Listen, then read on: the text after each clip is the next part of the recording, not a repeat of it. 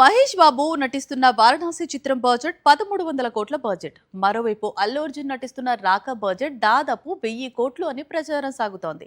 ఇంకోవైపు ఎన్టీఆర్, రామ్ చరణ్ నటిస్తున్న కొత్త సినిమాల బడ్జెట్ కూడా 500 కోట్లకు తగ్గకుండా తెరకెక్కిస్తున్నారని సమాచారం.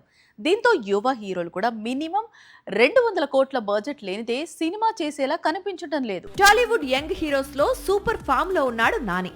దసరా, హాయ్ నాన్న, సరిపోదా శనివారం, హిట్ 3 లాంటి హిట్స్ తో జోరు మీదున్నాడు.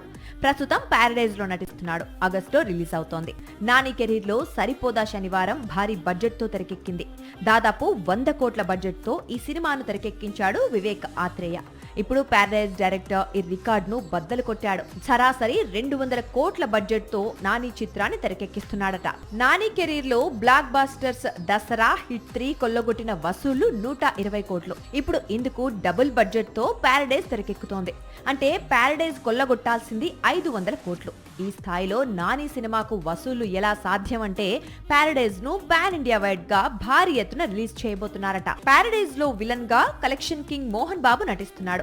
హీరోయిన్ గా పింకీ ఫేమ్ కయాదు లోహర్ కనిపించనుంది. నిజానికి ఈ చిత్రానికి ముందు అనుకున్న బడ్జెట్ వేరని, ఇప్పుడు పెరిగిన బడ్జెట్ వేరు అని, అందుకే ఇక నుంచి పక్కా ప్లాన్ తో ఆల్రెడీ ఫిక్స్ చేసుకున్న బడ్జెట్ తో ముందుకెళ్లాలి అనుకుంటున్నారని పరిశ్రమ వర్గాలు చెప్తున్నాయి. సాక్షి టీవీ ప్రసారాలను నిలిపివేయటం చట్టరీత్యా నేరం. సాక్షి టీవీ ప్రసారాల కోసం మీ స్థానిక కేబుల్ ఆపరేటర్ను వెంటనే సంప్రదించండి. DTH లో, ఇంటర్నెట్ లో కూడా సాక్షి టీవీ ప్రసారాలను వీక్షించవచ్చు.